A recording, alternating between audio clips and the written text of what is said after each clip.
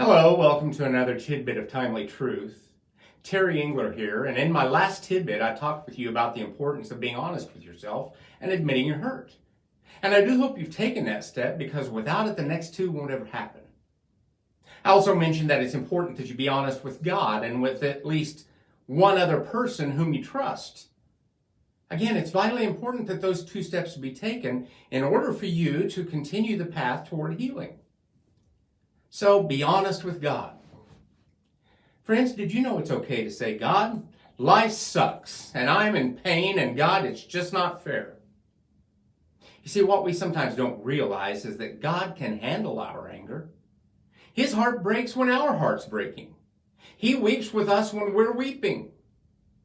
When he saw that abuse that has been inflicted upon you, that pain, that stuff that you went through, that shame, God was right there weeping with you. And you just need to be honest with him. And you can, because the fact is, he already knows it anyway. But you'll be amazed how much better you will feel by just agreeing with the God who already knows of your hurt. And next, you need to be honest with at least one other person. It's absolutely essential. The bottom line is that you're not going to get past that resentment, that bitterness, that anger on your own. James even tells us in James chapter 5, verse number 16, confess your sin to one another and pray for each other so that you may be healed. There it is. You want to be healed? Well, notice it doesn't say confess your sins to a priest. Now that would be okay, but that's not what it's saying. Neither does it say confess your sins to a pastor, and that too would be okay, but that's not what it's saying.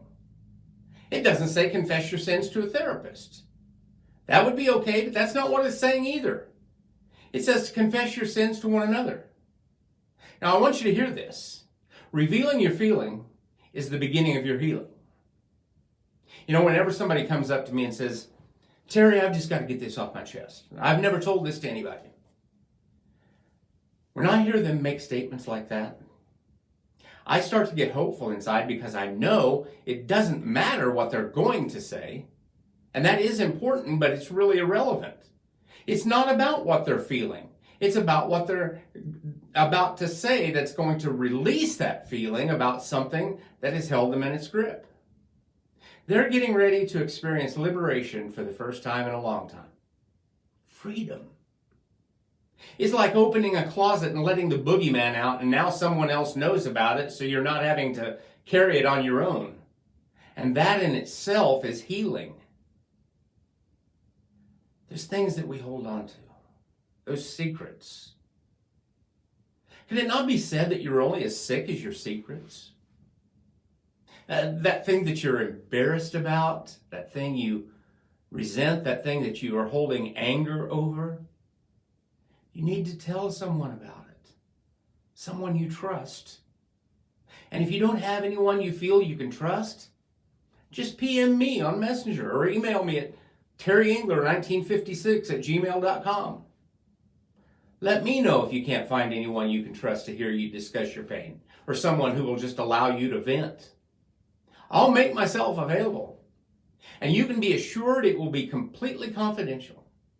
You see, that's what I do. And no one else will ever know except you and me. You can tell me your name, or use a fake name. Doesn't matter to me. God knows who you are. And that's all that's important. That's all that matters. See you next time.